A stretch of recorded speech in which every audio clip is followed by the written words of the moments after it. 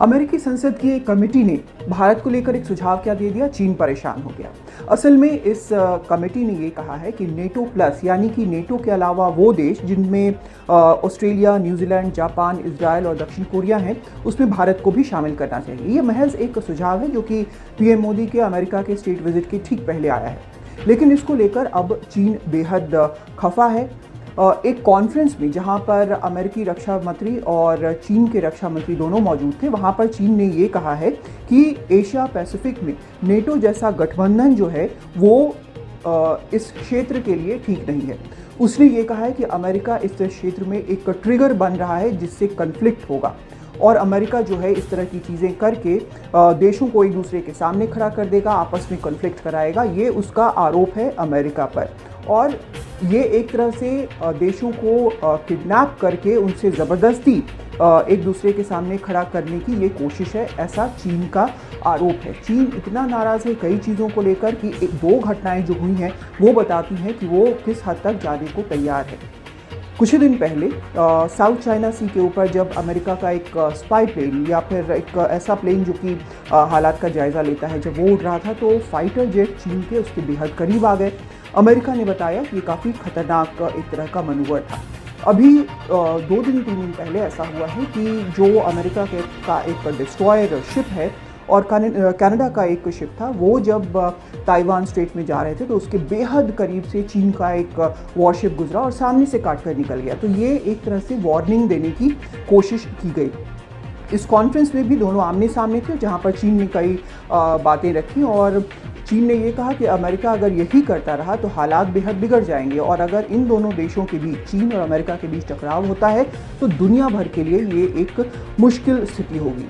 उसने ये भी कहा कि इस एशिया पैसिफिक क्षेत्र में छोटे छोटे गुटों की ज़रूरत नहीं बल्कि इंक्लूसिवनेस की ज़रूरत है और सबके साथ मिलकर चलने की ज़रूरत है। लेकिन असल में हालात यहाँ पर क्या हैं? हालात ये हैं कि एशिया पैसिफिक के अधिकतर जो देश हैं उनके साथ चीन का कोई ना कोई विवाद है, चाहे वो जापान हो या ऑस्ट्रेलिया हो। और भारत में तो जिस तरह से उसकी सेना घुसकर बैठी है वो तो दुनिया भर को पता है कि वो क्या कर रहा है। तो इस तरह के हालात में जब चीन ये बात करता है तो गले नहीं उतरती ये बात। दूसरी तरफ चीन जो है ताइवान को भी मानता है कि वो उसका हिस्सा है बल्कि अलग देश नहीं है, और अमेरिका ने ये जिम्मेदारी ले रखी है कि ताइवान की सुरक्षा वो करेगा। और यही वजह है कि वहाँ पर अमेरिकी पेट्रोल शिप्स हों या फिर हवाई जहाज़ हों, वहाँ की पेट्रोलिंग करते रहते हैं, गश्त करते रहते हैं। इनको लेकर भी चीन काफ़ी नाराज़ है। और ऊपर से जब नेटो प्लस की बात आती है और उसमें भारत की बात आती है तो भारत चाहे ना चाहे लेकिन चीन जो है वो मानता है कि एक तरह से सीधे सीधे उसको चुनौती है, क्योंकि भारत इस क्षेत्र में उसका सबसे बड़ा कॉम्पिटिटर है, लोकतंत्र है। और चीन में जो पूरा सिस्टम है सरकार का, उसको लेकर कई सवाल उठते हैं। वहाँ पर ह्यूमन राइट्स वायलेशन के सवाल उठते हैं। वहाँ पर शिनजियांग में जिस तरह से उइगर मुस्लिमों या फिर बाकी जगहों पर जो उसकी कार्रवाई होती है उसको लेकर सवाल उठते हैं। ऐसे हालात में नेटो प्लस में भारत को शामिल करने के सुझाव भर से चीन इतना नाराज़ है कि उसने अमेरिकी विदेश मंत्री के सामने उसके रक्षा मंत्री ने ये सारी बातें कही। लेकिन अमेरिकी रक्षा मंत्री ने उन्हें बिल्कुल साफ साफ ये कहा कि उस कॉन्फ्रेंस में सबके सामने कहा कि अमेरिका जो है वो अपनी जिम्मेदारी से पीछे नहीं हटेगा। उसने ये भी कहा कि अमेरिका से ज़बरदस्ती कोई कुछ नहीं करा सकता है, उसको जो सही लगता है वो करता रहेगा।